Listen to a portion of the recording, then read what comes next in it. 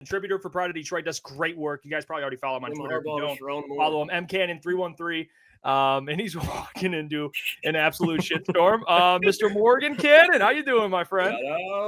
What up, boys? Yeah, that was funny, man. Y'all had me laughing. I went to Eastern, so like I'm a very casual college football fan, but a lot of my girl's a Michigan fan, and like a lot of her uncles are, and like a lot of my boys. But I texted one of my friend who's a huge Michigan fan. I was like, "How you feeling? You pretty lit right now?" And he sent the Stringer Bell, like with the hat on, I want you to put him out there. We're back up with the Michigan hat on. So no, like I know y'all are excited, man. I've seen him play live a couple times. Whew. Have y'all seen him play? He's different. I've never seen him play. Never seen him play. I don't know what to expect. I mean, I know he's good, but I never got to see him play. It's probably something different. I've seen highlights. I watched about 40 minutes of different highlights last week, about a week ago, and that was when I heard the news that he was probably not coming to Michigan. I just sat there and reminisced for about 40 minutes, and so I've got to see a little bit, not live in person though. I can't wait next year to see that. I was like standing with my coach friends, and he walked by like right, and I don't think I've ever met y'all in person. I'm pretty tall. I'm like 6'2", 6'3", like a big dude, and I was like, "This is a big ass kid, God." He's 6'5", isn't he? Yeah, and he's built too, man. Like he's gonna fill out too, in my opinion. So, but I want to know more about the St. Clair kid that we were talking about with Ohio State too. I don't know in Alpha recruiting. So, like, I'm not kidding. Too. He's literally like how you guys hear about Bryce Underwood. Like, he's the talk of Ohio. Like, he's 6'5", 225 pounds, has a rocket arm, both Elite 11 quarterbacks, a 1 and 2 ranked. He's just always been from Ohio. Like, he was going to Ohio State forever because he's from Columbus. Like you said, too, that's good. If both those dudes come to fruition, then the game's going to be the game for a couple of years. That would be fun. That would be fun as hell to watch. Well, so, Morgan, you've been speaking of live in action, you've got to see this Lions team, man. It's fun. We're having a great time covering. I know you guys at Pride of Detroit have as well, and they have I think a game this week where it seems like we've been spoiled with these blowouts. It seems like it's just another ass whooping, especially if it's a team they're favored by like more than a touchdown against, and they seem to be favored by more than a touchdown against the Colts. I personally tend to respect the Colts a little more, I guess, than like the Jags or the Titans. But what's kind of your early thoughts of this game? I mean, the Lions are getting Sam Laporta back expectedly, but what's kind of your early thoughts of how this game's going to look? The Colts have been very average, man. Like, I watched a couple games on the All-22 just to get familiar again, because I've only watched like a little bit of Colts football live this year. I'm not going to lie. I don't think a lot of people outside of Indiana are watching a lot of them. Right. Not trying to be mean, but they've got some players, man, that, like, defensively – you would think they'd be better when you look around, like, their personnel, you're like, dang, they got some dudes. You got DeForest Buckner, Zaire Franklin. I really like Kenny Moore, the corner. They got some dudes, like, but they're just not really playing that well. Kwity Paye is over there. Speaking of Michigan, they got the Latu kid, but they're pretty good against the run. I looked; it was like 10th in rushing defense DVOA. They're 17th overall. But the thing that intrigues me is just what version of Anthony Richardson are we going to get? Because he's got he misses some layups. That's my complaint with him right now. Like, within the flow of the offense, like the function of the offense, he misses a lot of the like stuff that you got to have, like 8-9 times out of 10 just to stay on schedule. But then he'll do stuff where he's like holding off a defensive tackle with one arm and then throwing a dot with the other. So yeah, so that's speaking of big freaky quarterbacks, like he's got a lot of, remember how like Josh Allen was so polarizing early on? Like, I made fun of Josh. He was funny to watch, man. He did a lot of stupid stuff. But then he'd do some freaky stuff, So I think you got to be patient with him. Me and Miko were talking about that on the YouTube channel too. I think you got to be patient with him if you're the Colts. And, this might be kind of rough because I'm sure AG is like, oh yeah, I got me a real rookie quarterback to get after this week. That's the way I'd be thinking, at least. What do y'all think? Go ahead, Boone. Yeah, I mean, I'm a similar way. I'm interested just to see, to be honest. This is one of the first quarterbacks, I think, with the Lions this season in the run game, like a running quarterback, to see if they're going to be able to contain, especially now, like with Zadarius and, all these different pieces and losing guys in injury, no Anzalone. I'm just interested to see that, like how they're able to do that. I do want to ask you, though, too, Morgan, something, and I've asked probably every guest that we've had about on this, but the whole Jared Goff MVP conversation, Where do you stand on this? Because we've had this argument on our show a little bit. Some feel like maybe he's out of it completely and some maybe he's in. Or do you think that he still has a chance after the 5 interceptions and then bouncing back, the 4 touchdowns, the 400 yards? Where are you at with that? I still think he has a chance, like I'd probably have him third. For me, it'd probably go like Lamar, Josh Allen, Jared, and then like Saquon and then Derrick Henry, like if you wanted to round out a 5. Okay. But I try to look at it like what team would be the most screwed if you took away a player? And sometimes I'm like, that might be Buffalo, bro. Like, but then I bounce back and forth between Josh Allen and Lamar. But yeah, I mean, Goff's still in it for me, man. This is what you get though, right? With like this long of continuity, like Ben Johnson, the weapons, like Amon-Ra and him, like almost like communicate telekinetically, bro. Like the one touchdown they got, one of the one touchdowns they got last week, the ball's just out before Amon even like puts his like outside foot in the ground to like get towards the boundary. You know what I'm saying? Like it's tough to defend. Like I don't really know what you do if you're a DB. So yeah, it's fun to watch them operate. But yeah, I'd probably have him third. He's still in the conversation. Like if the Lions run the table and like don't lose a game, man, or even drop one and he keeps going crazy, he's got to be in the conversation, right? Yeah. Yeah, I think so. I definitely think so. He's been playing at an extremely high level outside of that Houston game. Kind of flipping it back to Sunday now, though, Morgan. Terrible news Lions fan received over this week. We saw it on last Sunday. Alex Anzalone, broken wrist, broken forearm, whatever it is. He put on IR, out for at least 6 weeks. What do you think the impact of him not being there on Sunday, especially like we just talked about with a mobile quarterback like Anthony Richardson, run game? Alex is that green dot diagnosis, the defense most of the time. Not only on Sunday, but season long. What do you think it's going to look like with the absence of Alex Anzalone and possibly the emergence of Jack Campbell? Well, Campbell's been balling. I'll say, like, Enzo's been playing really well too, man. Like, he stands out whenever you turn on the tape. But Jack Campbell's really, like, you can tell the game's starting to slow down, right? Because he coming out of, like, for being a white linebacker coming out of Iowa, man, Jack Campbell's freaky athletic, right? Like, 6'5", 250. I remember, like, his RAS card, it was, like, 8th out of 2,000 some linebackers. So, but you can tell like the game's slowing down for him and he's making plays, like whether it's in the passing game or getting downhill and like fitting up against the run. But this will be a good test though, especially with Josh Allen coming down the pipe, because I was watching like Indy, man, they were in the red zone. They faked jet motion. And then like Richardson went into what would have been a naked boot, but then Jonathan Taylor's there as a lead blocker. So like, dang, what you do with that? And they scored. That was the play that he ran through the Jet safety face. Remember that play last week? Oh, with the last touchdown? Yeah, to win. Yep. Yeah, bro. That was nasty. But yeah, that play was crazy. Like fake jet motion, went into a naked boot, and then Jonathan Taylor's there, and he just ran through that dude's soul, man. Like just kind of while we're on the point, just because it's a good. What do you think of Shane Steichen versus Aaron Glenn this week? Because I love Shane Steichen. He might not be, as time goes on, it looks like he might not be the best head coach, but as an offensive mind, I love him. What do you think that battle is going to look like? Just because the points that you're talking about, how well they disguise things, especially in the run game.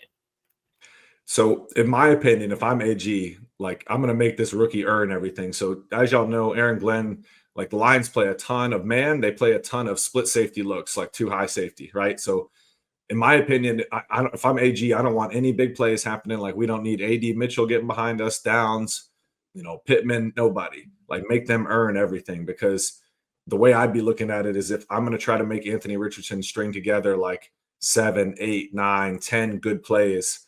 And in my opinion, that's where he can get into trouble and you can force some takeaways. Like the Lions have been a really opportunistic. I mean, they've forced some takeaways, a lot of takeaways this year. Don't get me wrong. But that's kind of how I'd be approached. I like Steichen too. I'm with you, man. But at the end, AG's clicking right now, though, man. I think he's going to end up having his pick of the litter too when it's all said and done, as far as head coaching opportunities go. Yeah, agreed. Yeah, I agree. Steichen versus AG is going to be a great matchup this Sunday. I think AG will be fine without Alex Anzalone. I mean, Alex Anzalone is really good sideline to sideline, but I think AG is a good enough coach to kind of fill that role, like if Jack Campbell plays in that role or Malcolm Rodriguez. But one guy we are getting back is Sam Laporta, and I said yesterday on the show that I think this is going to be Sam Laporta's kind of get-back game, because all season he's kind of got lost in this offense. It's so weird that you have an all-pro tight end And it's not Ben Johnson's fault because there's so many weapons and what they're doing is working, but you have an all-pro tight end kind of put in your back pocket. And we're all waiting for him to have this breakout game. Do you think Sunday could be that game for Sam Laporta?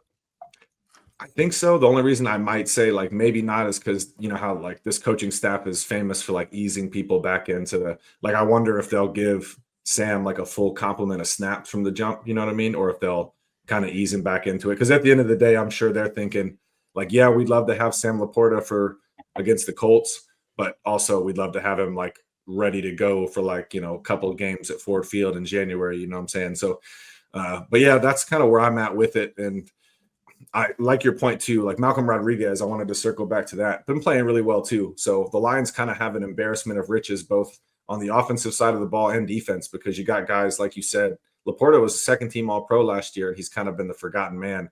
He's been banged up and stuff, but also it's just like where the defense is forcing the football, you know?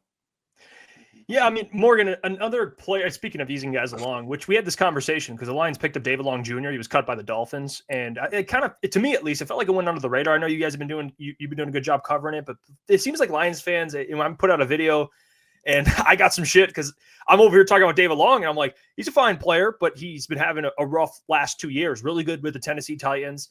What's kind of your feel on what you think? Not that you obviously know what the coaching staff's thinking, but just a feeling of what the plan for him will be. Do you see him more as a guy that, you know, they're just kind of taking a flyer? Or do you potentially now with no Anzalone could see him maybe playing some snaps here in the next 6 weeks? What's a feeling you get from David Long Jr.?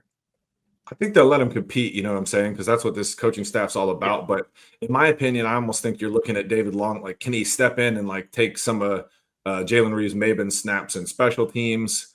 I'm sure he can play. Like, he's got good tape back there. But like you said, Jeff, like it's been a little bit since he's put some good tape. And the tough thing is, man, he's one of those undersized linebackers that like his game is predicated on violence, man. Like he remember like watching them days at like West Virginia and early in his pro career, that boy, he brings it when he hits people. Like there's a lot of there's a lot of hate in his heart, man, when he plays the game. Lucas hammered that when they signed him. He like, this guy's violent. He really I'm is, a David Long guy. Like, to be honest, Morgan, like I don't think he's gonna come in here and take Jack Campbell's spot, Alex Anzalone's spot, Malcolm Rodriguez's spot. But I definitely think especially not this week, maybe not even the week after, but especially against Josh Allen, because he was just playing a lot in Miami, playing against him twice a year. I think that he's definitely going to be on the field a lot as like a third string linebacker that's going to be on there because he's not going to get after the quarterback. Like you said, he can just hit motherfuckers, and especially in the run game. When I think the whole thing with him being bad in Miami is they lost Christian Wilkins and Vic Fangio. So he was just out of his scheme, and he lost that defensive tackle. When he was in Tennessee with Jeffrey Simmons, dog, with Terrell Williams as well. When he had Christian Wilkins and Vic Fangio, he had 118 tackles that year. So it's not going to be a huge difference maker, but I think he's a player. Will come playoff time, like he'll be nice. He'll be nice. Don't sleep on him. I'm with you, man. And yeah, he's 100% one of those players. I'm glad you know too, because I like watching players like that play, man. He plays like he's Jack Campbell size, but he's not. He's like 5'11", like 220. But he, plays. Got a chip on his shoulder. But yeah, I agree. Like he could, if he shows it right, he could easily be that third linebacker on the like when the Lions spend a lot of time in base defense, as y'all know, right? Like they trust their linebackers, like Jack, Anzalone, Malcolm, Germ, like Neiman. They like Neiman, and he's fine. He's good depth, but I agree with you. I think David Long brings a little bit more oomph to the table if you're going to roll with like a third linebacker on the field. Hey, Morgan, I just want to kind of get your thoughts on the defensive line with the Hutch injury and the Davenport and all of that, and obviously getting Za'Darius now. Do you feel like this defensive line is going to be able to come into on its own, especially when not even just the run game, but just the pass rush, essentially? Because that's kind of been the big question: is are they going to be able to still contain quarterbacks, put pressure on quarterbacks, get more sacks without Hutch? What are your thoughts on that? And then, honestly, especially like when it comes to the playoffs, like that's going to be the biggest question. Do you think they're going to be able to do that with the D line that they have right now? When I watched this last week's tape, they run like Aaron Glenn loves to run. They run a ton of games, man. Like when you watch them, like they're looping, they're crashing. So, and Za'Darius Smith is good. Like if you watch his, like if you're from, I know y'all are familiar with this game, but he's a savvy like D lineman, been in the league a while. So they're not going to get after the passer like they did when they had Hutchinson was. I know y'all know was on pace for a crazy season, bro. Yeah, and then that happened, but I do think they're going to have to manufacture. Like, Za'Darius Smith's going to win some one-on-ones. The good thing is, right? Like, yes, you don't have Hutchinson anymore, but with Aleem coming into his own, like you can roll guys in now. You got Levi, you got Wingo, you got DJ Reader. So in my opinion, if you have like competent edge rushers and like a couple good ones and Pascal and just Zadarius Smith with the interior pressure the Lions are going to create, that's almost like that's really good too. You know what I mean? That's tough for quarterbacks to deal with if you're not one of the aliens like Lamar or Allen. And Morgan, you kind of brought up earlier when we were talking about Aaron Glenn that he's going to have the pick of the litter as far as where he wants to go for a head coaching opportunity. If Aaron Glenn does end up leaving at the end of this season, where do you think the Lions go? Do you think they stay in-house with one of the defensive coaches as far as assistants go, or do you think they go get a Mike Vrabel, for example? Where do you think they go as far as the defensive coordinator after AG? Man, I would hope to like Kelvin Shepard. So the Lions linebackers coach, he's younger, but coming from that same, tree, if you will, as like AG and Dan, right? Like being former players, transitioning pretty immediately to coaching, and they like him. Like, and look how good. Remember a couple years ago, man, like in 2021, like you probably be like, yeah, the Lions probably have the worst linebacker unit in football. Like it was bad. Yeah, no doubt. It was bad. It was bad. Yeah. And now it's like, shoot, they're 5 deep. I remember starting the season. I'm like, man, our like fourth or fifth linebacker, depending on how you looked at it, was Malcolm Rodriguez. And this man, I think is tackles his rookie year. That's what I'm saying. He's probably going to end up going to get paid somewhere else. If I had to guess, somewhere he can start, full-time kind of deal. But yeah, I think I would go Kelvin Shepard. My only hope for AG and Ben, if they do leave, is to go to the AFC. I don't know how y'all feel. Like, get out of the conference. You know what I'm saying? I don't want smoke with Ben, Morgan. I don't. That's one guy. Like, you pick your. I don't want no smoke with that man. I just. I would love for him to go to the AFC, and if we somehow see him, it's in the Super Bowl. Like that's just stay away. Yeah, exactly. I'm with stay it. The hell away. Like Ben Johnson, Jaguars.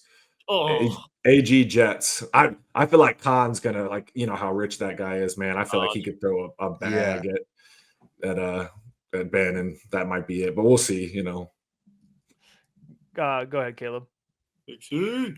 Yeah, kind of same question as Klotzy. Do you think? If we do lose Ben Johnson, and I said this yesterday. If we lose Ben Johnson, if he's on another sideline, I'm going to cry. It's going to be so hard for me watching this man coach another offense. Do you think it's going to stay in house? Do you think it's going to be Tanner Engstrand, kind of the same route Ben Johnson took, going from passing game coordinator to OC? Or do you think it'll stay in house, or do you think they'll go and get someone else? That's a good question. I'm a little less sure about this one. Or I like Tanner Engstrand, or at least what I've heard from him. Obviously, we don't get a ton of access to those guys, but this is where I just trust. I know y'all probably think this too, but I'm sure Dan Campbell just got the Rolodex, like the old heads used to have, just with all their business cards in it. Yeah. Dan Campbell knows everybody, man. Everybody in football loves him. Listen, Ben Johnson's a hell of a coordinator, hell of a play caller, but I trust that man, Dan Campbell, to he's got plans on plans, in my opinion. He's just one of those guys. So to answer your question, bro, I would probably maybe in-house, just because it seems like Engstrand would be pretty ready. He's been under Johnson for 3 years now, 4 years. Yeah. So he's going to know the scheme and have a relationship with Goff. And I think that's a lot of, because they built this offense together. Remember when Goff talked about that, how Ben Johnson was really inclusive of Jared, what do you think? What do you like out of this concept or this or that? So yeah, I would hope it stays in-house just kind of for that reason, Yeah. And you know what, Morgan, I learned something today. All right, it was the first time getting to meet you. You're just a chill dude. Ball. I like you, Morgan. We got to get Morgan on. Yes. We get Morgan on more. Great follow on Twitter. Obviously a great human being. Give him a follow at mcannon313, Morgan. Good luck this weekend. And hopefully in the future we can get you on again. Yeah, bro, definitely hit me up. I had a good time. Just let me know. Hey, what's going on there? It's Jeff Iafrate. Appreciate you for finishing the video. You can check out one of the videos here suggested, or show support by commenting, liking, and subscribing. And buy your merchandise, officialctsports.com.